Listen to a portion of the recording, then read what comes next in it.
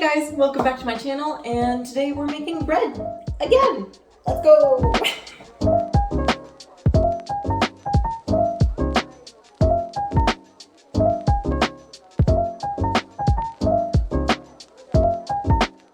Hey guys, welcome back to my kitchen. Last time I made a bread making video, it was the first time I ever made bread in my entire life. And it was what, I think April 2024? And it looked like a wheel of cheese. But I'm glad to say that I have greatly improved in over a year and a half, and today we're gonna make some artisanal loaves. They're gonna be beautiful and delicious. Let's get to it. Alright, so since the last time I made bread, I have gotten a couple new tools which will make my life a lot easier. One of them are these great little bread tins with a little top. So we're going to be making a small one and a bigger one today. And then I also want to roll out some more classic round artisanal loaves today as well. And then also since then, instead of mixing everything by hand, we got an actual mixer. So love that for me. So yeah, the recipe that we're following today is super easy. Again, like in bread, there's like 3 or 4 ingredients. That's it. That's all. You can add things as you go afterwards. But the base that we're doing today is 3/4 cups of flour. We got 1 3/4 teaspoons of salt, 2 1/4 teaspoon of yeast, and 1.5 and a little bit more cups of warm water. And then also, because since I'm working with Canadian flour is very dry and a little bit coarse. So I like adding just a little bit of olive oil in my mixture in order to have like a more elastic finish to the inside of my bread, so that one, it doesn't get so hard so fast, and also it just has like a nicer, softer texture. And then I also like adding a little bit of whole wheat flour because I like having a lot of grains in my bread because it's healthier. And also I like adding some grounded flax seeds, and I also like adding some whole seeds of sunflower usually, and pumpkin. So that's what's on the menu today. Let's get started. So as I said, we're going to be starting off with 3 3/4 cups of flour. Usually what I do is, you can't make a bread entirely with just whole wheat flour. It doesn't have enough of the gluten broken down into compared to white flour, so it won't rise as well. So usually what you want to do is maximum 30% of your bread being whole wheat flour. So what we're going to do is that we're going to do 3 cups of regular white plain flour, and then the 3/4 cups will be the whole wheat flour. Now, I don't actually have a full cup. The biggest measurement I have is 1/2 cup. So if you see me putting in 6 of these, that's just because I have 1/2 cup. You can double the recipe, but just letting you know.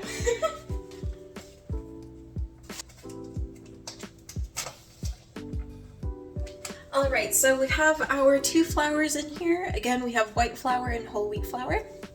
And depending on the yeast that you are using, some yeast ask that you actually activate it in a separate bowl of water beforehand, and leave it for a couple minutes and then only mix it in with the rest. But the recipe I follow and with the yeast that I use, we just mix everything all at once, like all the dry ingredients, and then you just add in the water at the last minute and mix everything together and call it a day. So it's super easy, super simple, and super nice. So for the yeast, it was 2 words today. Oh my gosh. 2 1/4 teaspoons. Jeez, got there eventually.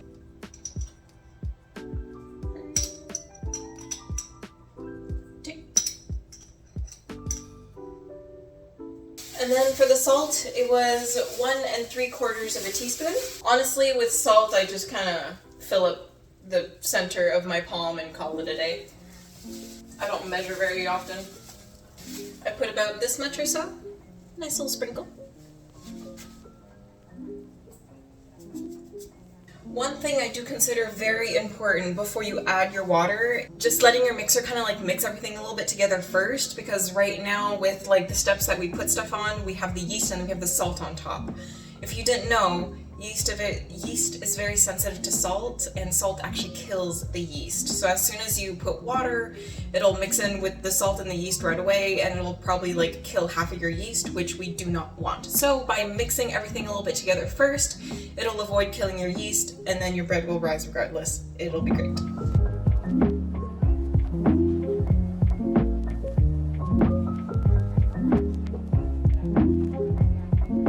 Alright, so with a little bit of mixing, after that we're gonna add, how much was it?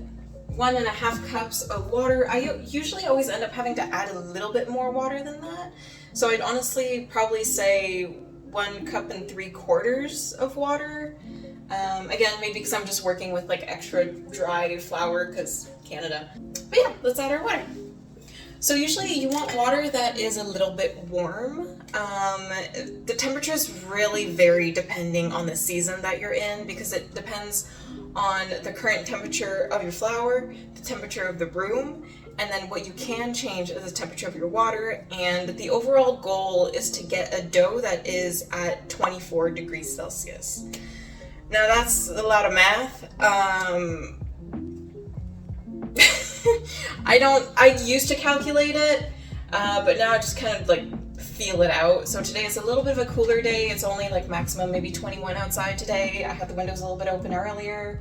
The room is currently at about like 23 or so.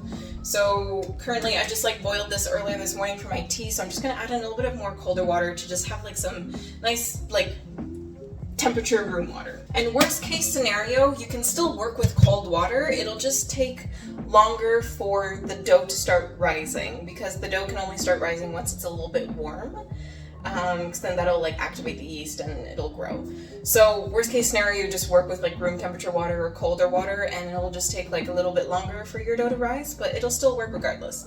The danger is if you use water that is too hot and then your dough gets too hot, that'll overactivate the yeast. It will grow really, really fast, and it'll become like the texture will not be great. It'll cook really weirdly, and it'll become very dry and very hard more like faster, instead of having like a nice slow rise where it really strengthens the bonds of like the gluten and all that kind of stuff. So it'll make a nicely like stronger bread that won't get so frail and, you know, as I said, dry and crumbly and awful.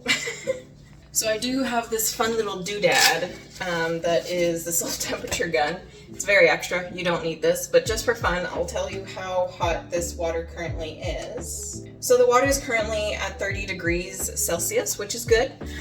Usually you want to try and work between 29 to 34 degrees Celsius of water, depending, again, what season it is, how hot is it in your current space, and how hot the flour currently is. But I think for today, 30 degrees Celsius is perfect. So let's add it.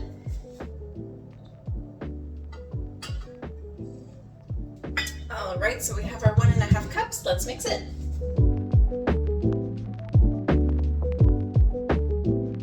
So this is kind of what you want your dough to kind of be looking like. I did add, again, maybe like a 1/4 cup of water because it just wasn't enough. So you have this nice elastic dough so far, and you can see like the whole grain and everything in it, and like it should be sticky to the touch but not like super wet and gross. Like it shouldn't be sticking on the sides of the bowl. Now with bread making, you really want to make sure that everything is really well combined, so that you have like an even distribution of the yeast and the salt and all your flours, and then whatever additions that you're going to be adding. So I just mixed it for maybe like a minute or two so far. So just like from the last clip, that's all I've done so far.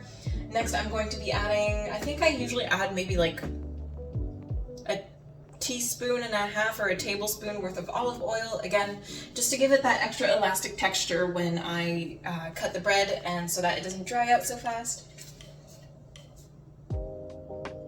Again, I kind of just measure with the heart for this one because I'm used to doing it, but I think it's about like a tablespoon worth of oil. And then whenever I add things, I try to do it just like one item at a time, just so that it doesn't create any clumps. So I'm just gonna mix the oil first. Now it is normal, obviously, for the oil to like really grease up your dough and for it to like become a bit more of like a wet, sloppy texture. It should still be holding its shape and it's not like, you know, falling apart and super watery. It's still dough. But obviously it's going to grease it up, so it will change a little bit of the texture of the dough. Next I'm just going to pour my heart's content of this mix of sunflower and pumpkin seeds. We'll maybe do, I don't know, a third of it. I have this bag of grounded flax seeds that I've had for a while, and I put maybe, I think, 5 usually teaspoons of these grounded seeds. Again, all of these last 3 items of the seeds, the flax seeds, and the oil are all completely optional. It is not necessary to add. I just like having a lot of green and a little bit of a more elasticy texture to my bread. Oh, and for the teaspoons, they're like heapfuls. They're not like flat, so just a nice healthy amount. So just to give you guys an idea, this is kind of what it currently looks like. It kind of looks a little bit crazy, to be frank. But yeah, this is what it looks like so far, and let's check the temperature as well. So yeah, currently the dough is at 27.7, so that is a little bit high. So we're going to let it rest and cool down a little bit till it gets to about 25 or 24 ideally. That is the best time to go and knead it with your hands, so that, again, the dough doesn't get too hot, overheat, and break apart all the gluten and grow too fast. So we're gonna let it rest and we'll come back to it in a couple minutes. If you hear any vacuum noises, I'm so sorry. They are currently vacuuming my hallway in my apartment building. So I'll try to cut those parts out and try to not talk at the same time, but the dough cannot wait any longer, so excuse the background noise. But this is what our dough looks like so far. We can see that there's all the seeds and everything in it, which is looking amazing. I checked the temperature, it's about like 25, 26, but you know, whatever, it's good enough. I prepared a little wooden cutting board, which is important to have wood because wood is able to drain out any extra moisture of the dough that is in excess. So I've tried doing it on plastic and that kind of stuff and like fake wood and everything, but like real wood is really what I find works best, at least. But anyways, and then I just flattened out a little bit of flour on the surface in order to start working our dough, so let's do it. I also keep this little measuring cup of flour on the side in case I need to sprinkle any more flour as I work the dough. I also like working with gloves just because it's a sensory thing, but you can absolutely go in with just your bare hands, that's totally fine.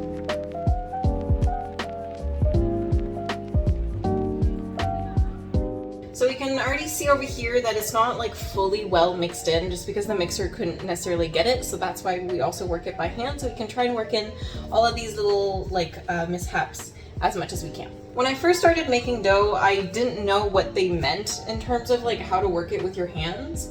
But after a year or so and learning from my dad, I kind of figured out how. So I'll try to show you. I don't really know how to explain it, so I'll just show you.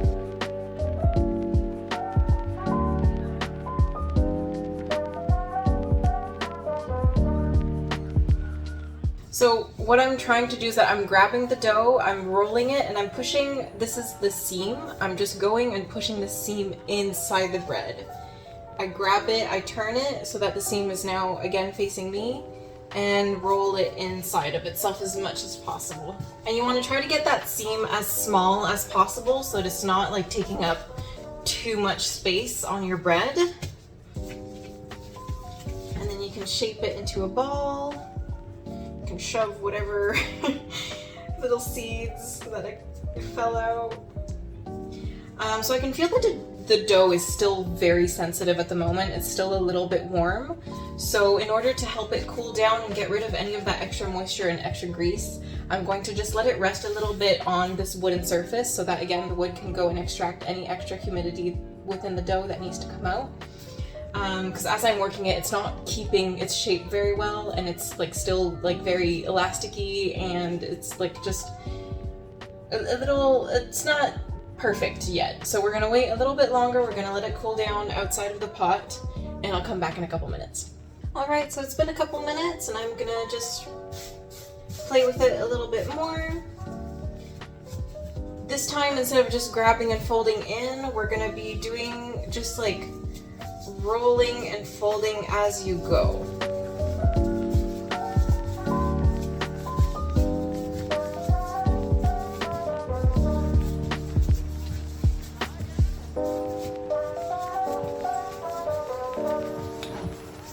And then I like to just push underneath and rotate. I don't know if that's super clear, but just to make a nice little ball to work with. So already the dough feels a lot better. It's a lot like less sticky and less warm, and you can see that there's a really nice bounce back when I push on it.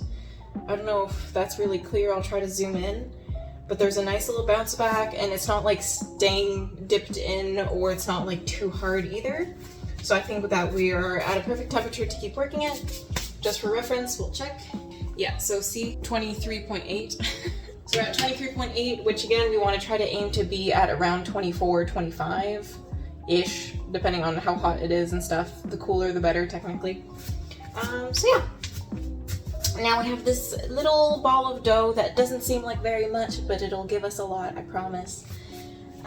So next up, I'm just gonna grab, you can use whatever knife, but I have this fun, fancy little doodad as well, which is used to cut dough. And I think, because I'm making 2 loaves in, one small one and one big one in the tins, and then I want to roll some out. So I think I will take about 2/3 of this ball in order to make the 2 little loaves, and then the last third I will make into a separate little loaf. I think about this is thirds. So we have this bigger piece in order to make the 2 big loaves, and then this one will be its own little separate one. So we'll just put our dough off to the side a little bit. And then for this, we're also going to cut it into like thirds. It's probably not exactly it, but like this. And then once it's cut, you just want to do the same thing that I was doing earlier and just turn it back into like little rounded shapes. They're so cute and they're so small. So the same pushing and folding at the seam. And as I was saying, you'll know when your dough is ready and perfect when it has that nice bounce back, but also when you shape it, that it holds its shape. It's not like flattening out, or it's not like receding back into itself because it's too cold. So it just holds its nice shape at the moment, which is exactly what we want. And because the tins that I am using are rectangles, instead of making like round loaves, I'm gonna make like, oval rectangle ones. So essentially I'm going to take, I'm not really well placed, am I? I'm gonna take this one and I'm just gonna like push it and roll it out just a little bit. So we have kind of like this sausage shape of a dough. Kind of like so. And then we're just gonna put it into the tin. Just like that. And then we'll let it proof for a little while. We'll do the same thing with the other one.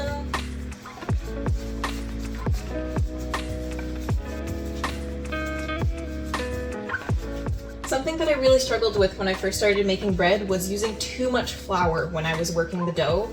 And that obviously would make my dough like even drier and harder to work with because it just like didn't have any structure because it was just getting too dry because of the amount of flour that I used. So that was honestly my biggest learning curve when it came to making bread. But I think I got the hang of it. So when I'm rolling it out, I'm just like gently pushing, starting first in the middle and then just pushing it out as I move my hands towards the sides to try and squeeze out the shape that I want a little bit more. So we got another little roll like this. It kind of looks like a mini baguette, but I'm just gonna put it in the tin. And then finally, this will be our little basic roll, little loaf. And something that I forgot to mention is that once you start working bread that has been cut, the inside where like it was sliced, basically that's going to be your new seam. So you want to start like folding in on that side. That is your new seam that you're working into. Because that inside hasn't been touched by a bunch of flour, so it'll actually stick together, so it'll make your life a lot easier than trying to create a new seam where there's a bunch of flour and therefore the bread doesn't close anymore. I'm talking from experience.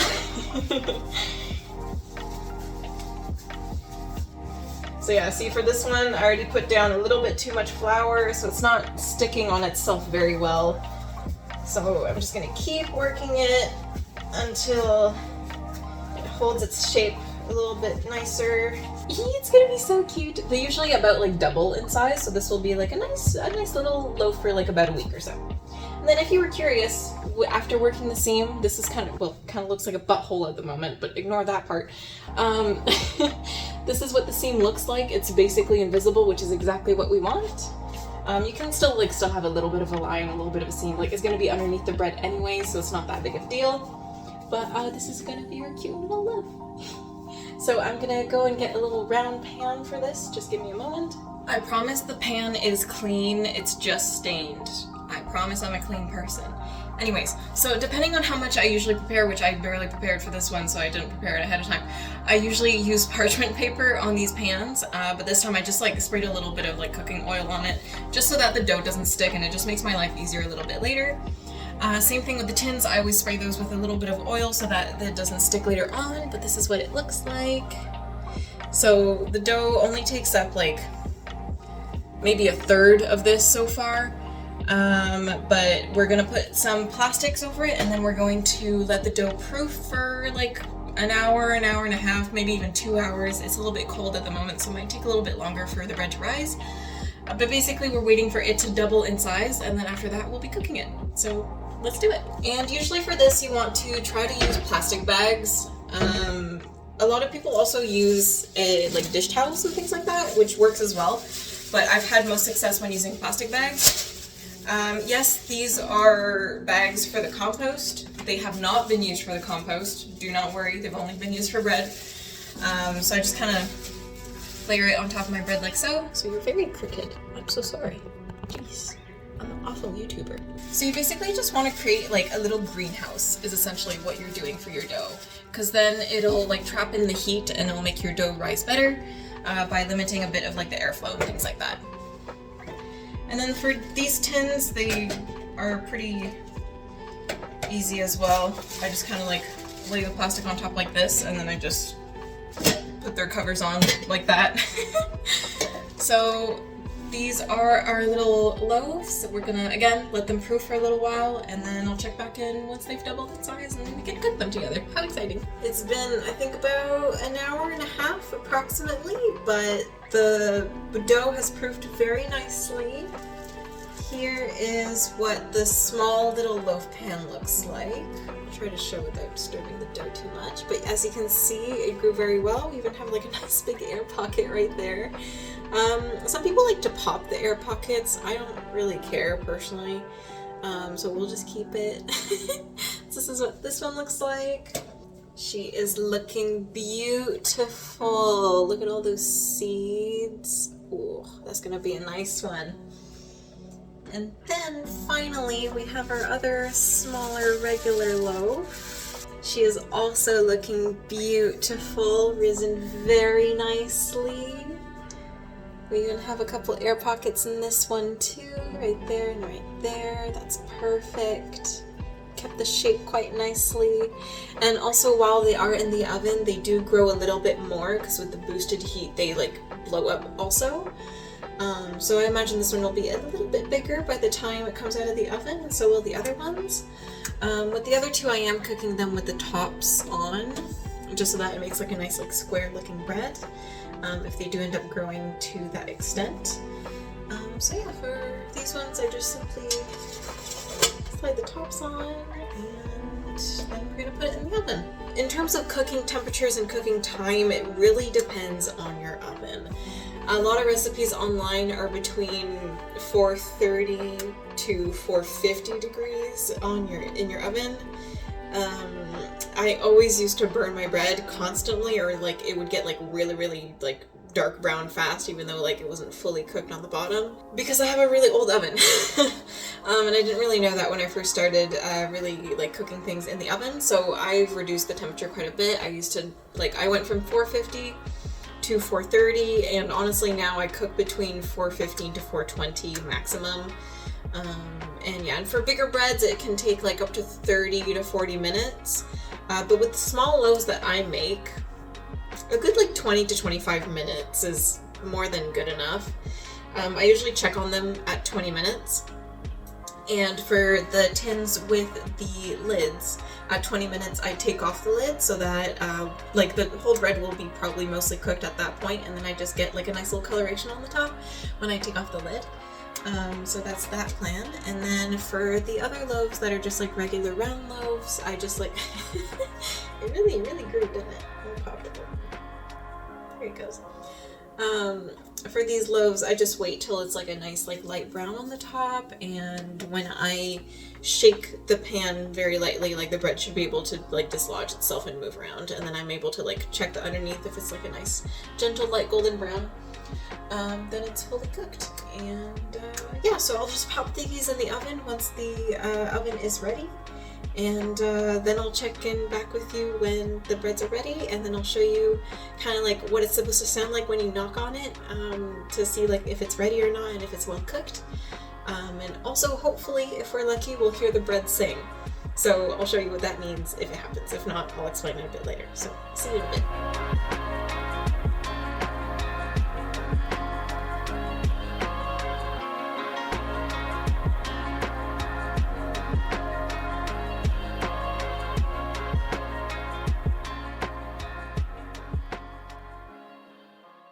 Okay, so I still have about 2 minutes on the timer, but I did take out our lonely little loaf first because it doesn't have a cover.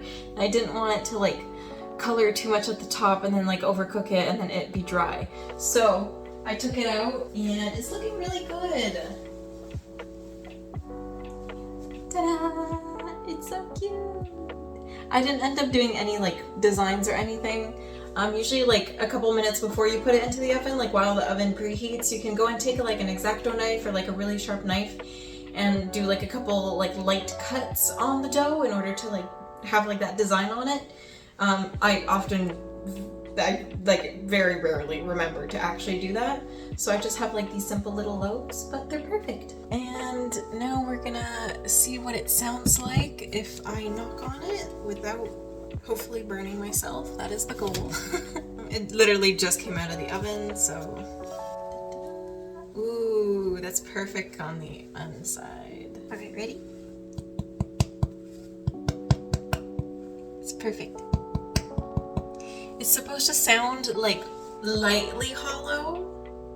It's not supposed to sound like rock hard, but it's not supposed to sound completely empty either. It's just like,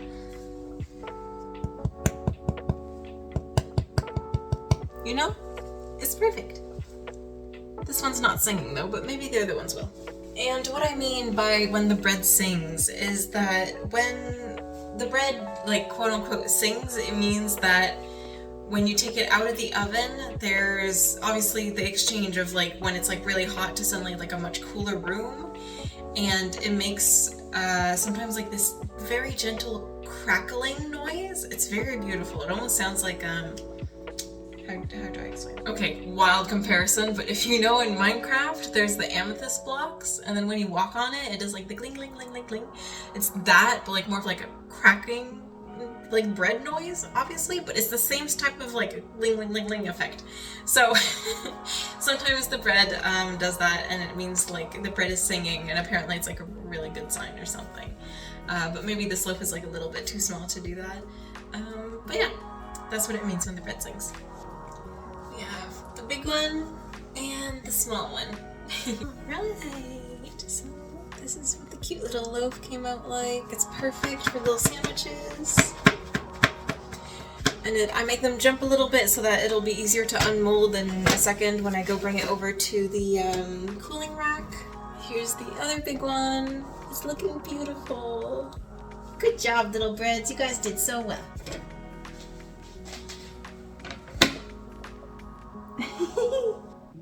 Aw, these ones are not singing either. That's okay. Maybe they're just a little bit shy today.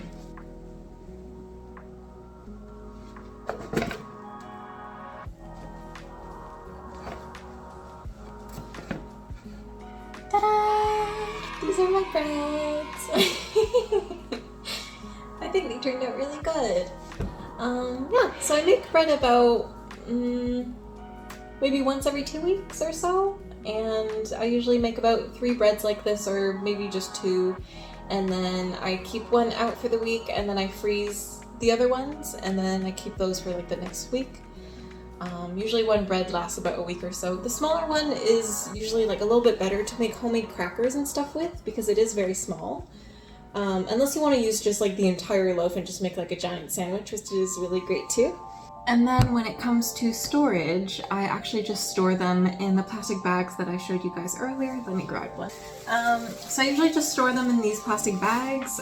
Usually like when you go to the bakery and stuff, they give you paper bags, which are really, really great. But in my apartment, or maybe the way that I make my bread, it goes very dry very quickly if I leave it outside without like a plastic cover, because the plastic cover will be able to like stop humidity from going into the bread or escaping the bread, so it keeps it nicer. And I also like to keep it in the fridge. That also helps preventing it becoming like really hard. Maybe it's actually not that hard for normal people, but I have a very sensitive jaw, so I really need like very soft bread. So yeah, I keep it in plastic bags in the fridge.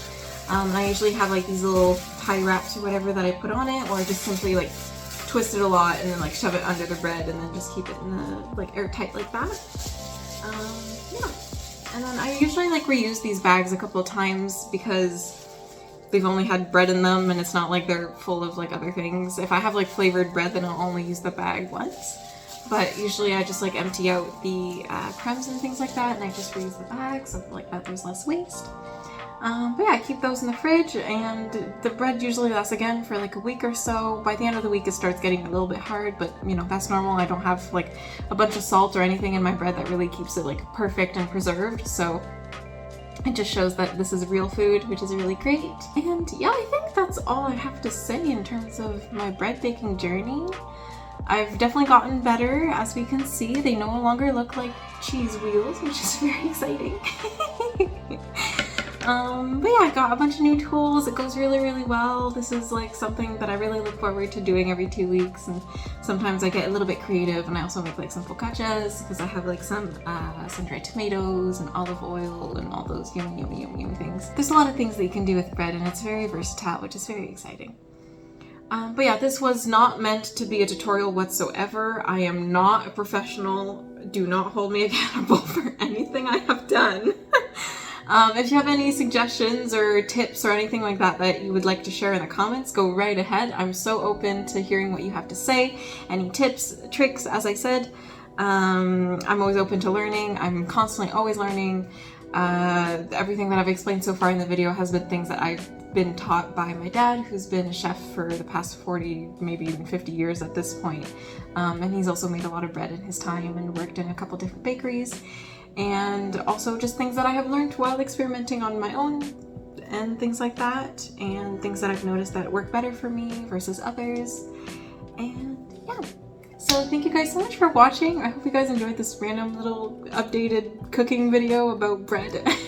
I really enjoyed making this type of content. I would love to make more cooking videos in the future because I do cook a lot, and I am actually studying to be a nutritionist and a holistic health practitioner, so I hope to be able to share some homemade recipes that are super easy and super simple yet super healthy and very good for you really soon. I think that'd be really, really fun to do. But yeah, again, thank you guys so much for watching. I hope you enjoyed seeing the process on how I made these 3 beautiful loaves of bread today. They say thank you so much for watching as well. I'll see you guys all very, very soon. Bye guys!